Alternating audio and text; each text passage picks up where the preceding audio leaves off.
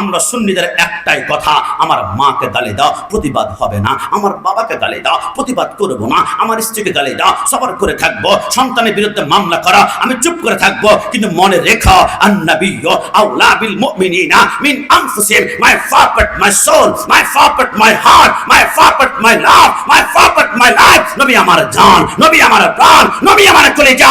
সুন্নিদের কলিজায় হাত দিলে হাত মুছছে ভেঙে ফেলা হবে না। হাত তুলে বলে কি না?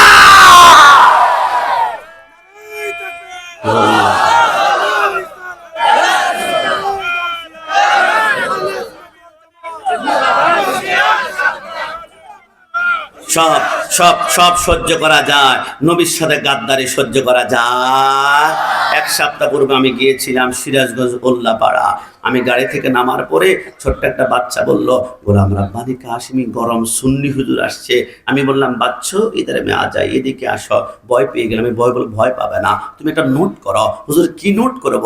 আমি বললাম, আজকে থেকে মনে রাখবা, সুন্নি কখনো নরম হয় না, সুন্নি মানে হচ্ছে গরম, সুন্নি মানে হচ্ছে গরম। আমার মাকে গালি দাও আমি নরম, আমার স্ত্রীকে গালি দাও আমি নরম, আমার সন্তানকে গালি দাও আমি নরম, কিন্তু নবীর বিরুদ্ধে একবার জিহ্বা নাড়ায় দেখো, সুন্নিদের মতো গরম কেউ হতেই পারে না। কথা বলা ঠিক কিনা? কারণ আমাদের একটাই সূত্র, ভালো যদি বাঁচতে হয়, না বলিও বাড়াই বলো, ভালো যদি বাঁচতে হয়, দেখে দেখে দুই হাত তুলে বলো তো, ভালো যদি বাঁচতে হয়। আসলে কি আমরা নবীকে ভালোবাসতে চাই? তাহলে আমি মনে ভুল দেখেছিলাম। আমি মাসখানেক পূর্বে প্রোগ্রামে গিয়েছিলাম ঢাকা কেরানীগঞ্জে, রাত ৩টা বাজে। শাপলা চত্বর পার হওয়ার সময় দেখলাম একজন যুবক হাতের মধ্যে মদের বোতল নিয়ে মদ পান করছে। আমি গাড়ি থেকে নামলাম, সিম্পেথি কাজ করেছে। আমি বললাম, যুবক এনি প্রবলেম, কোনো সমস্যা? যুবক আমাকে বলে, হুজুর একটা মেয়ের সাথে আমার প্রেমের সম্পর্ক ছিল, ব্রেকআপ হয়েছে, ধোঁকাবাজি করেছে, তাই টেলিভিশনের পর্দা দেখেছি কেউ যখন কাউকে ছেড়ে চলে যায় তখন মদ পান করে মাতলামি করলে কিছুটা হৃদয়ে প্রশান্তি লাগে।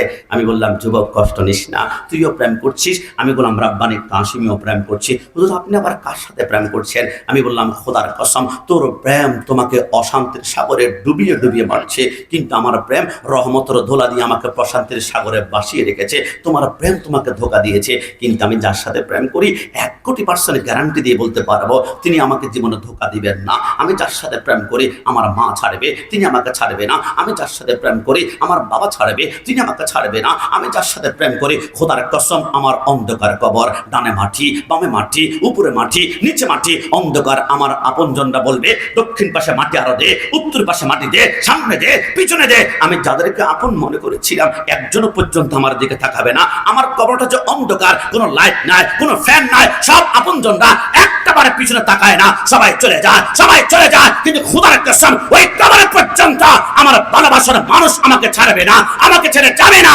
ইনি হচ্ছেন সুন্নিদের কলিজা, মদিনাওয়ালা নবী। ডান হাত তুলে বলো ঠিক না?